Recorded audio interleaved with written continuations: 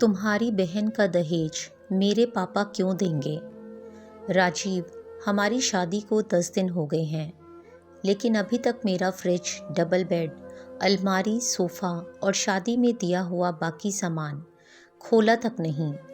यहाँ तक कि शादी में जो मेरे घर वालों ने साड़ियाँ और जेवर दिए थे, वह भी मुझे नहीं मिले। कहाँ है मेरा सामान?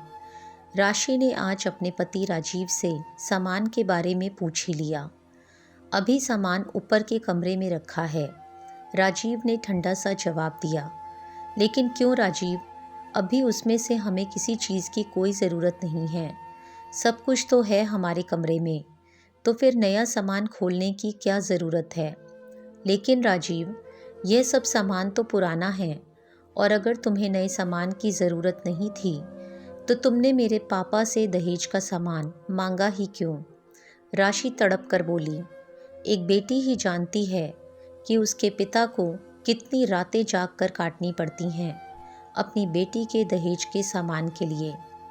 राजीव को चुप देखकर राशि बोली, और हमारी शादी में मेरे पापा ने तुम्हें गाड़ी भी तो दी थी, वो कहाँ है? तुमने तो कहा था कि मेरी विदाई नई गाड़ी में होगी, लेकिन मेरी विदाई भी पुरानी गाड़ी में हुई। हाँ, तो जब हमारे पास गाड़ी है तो नई गाड़ी गैरेज में खड़ी है, तुम्हें इसमें क्या प्रॉब्लम है? राजीव ने झुनझुनाते हुए बोला। यह क्या बात कर रहे हो तुम राजीव?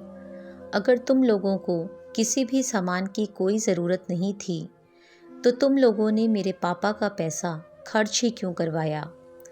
राशि को गुस्सा आ रहा था, क्योंकि यह सारा सामान प्रार्थना की शादी में देना है। आखिरकार राजीव के मुंह से सच्चाई निकल ही गई।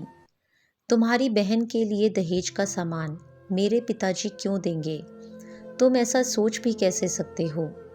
राशि चिल्लाकर बोली। हाँ, तो हमने दहेज में जो सामान मांगा वह हमारा हो गया।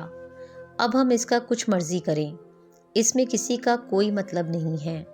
यह सब सामान अभी हमारे घर में है, तो इसे हम किसी को दें या खुद रखें, यह हमारी मर्जी। और जब हमें नए सामान की ज़रूरत होगी तब हम खरीद लेंगे। अभी प्रार्थना के लिए दहेज इकट्ठा करना मेरे बस की बात नहीं है। यह बोलकर राजीव लाइट बंद करके सो गया। 3 महीने बाद प्रार्थना की शादी में वह सामान दे दिया गया। अब तो जैसे राशि के सास ससुर के लिए यह आम बात हो गई थी। किसी त्योहार पर भी अगर कोई सामान राशि के मायके से आता तो वह भी प्रार्थना के ससुराल पहुंच जाता। अपने मायके की एक एक चीज़ के लिए राशि तरस गई थी। 1 साल के बाद राशि ने एक प्यारी सी बेटी को जन्म दिया। राशि की सास उसके पास आकर बोली, बहू, अपने पिताजी से बोल देना हमारे यहाँ बच्चे के नामकरण पर उसके नाना के घर से सभी सदस्यों के लिए कपड़े और सबके लिए एक एक सोने का जेवर आता है, और अपनी ननद के लिए तो तुम एक सोने का हार ही मंगवा लेना, क्योंकि प्रार्थना ने पहले से कह रखा था कि जब मैं बुआ बनूंगी तो मैं तो सोने का हार लूँगी। अब राजीव की तो इतनी कमाई है नहीं कि उसे हार बनवा कर दे सकें, इसलिए तुम अपने पिताजी से ही बोल देना, वह भी उसके लिए एक भारी सा सोने का हार बनवा कर दें।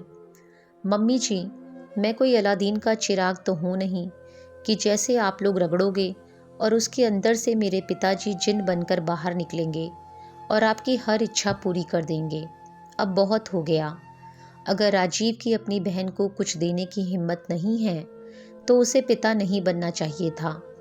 और मम्मी जी, मैं अब आपके लिए चिराग की तरह काम नहीं कर सकती, और ना ही मेरे पापा जिन बनकर आपके सामने हाजिर होंगे। मैंने अपने तो सारे हक गंवा दिए, लेकिन अपनी बेटी का कोई हक छीनने नहीं दूंगी। अब तक जो हुआ सो हुआ, लेकिन इसके बाद मुझसे या मेरे पापा से कोई उम्मीद मत करना। यह बोलकर राशि करवट बदलकर लेट गई। उसकी सास समझ गई थी कि राशि ने बोलना सीख लिया है, और अब अपनी बेटी को जो देना है अपनी हैसियत के हिसाब से ही देना होगा। राशि ने अपनी सास को मुंह तोड़ जवाब दे दिया। उसके बाद उसकी सास की हिम्मत नहीं हुई दोबारा से वैसा करने की।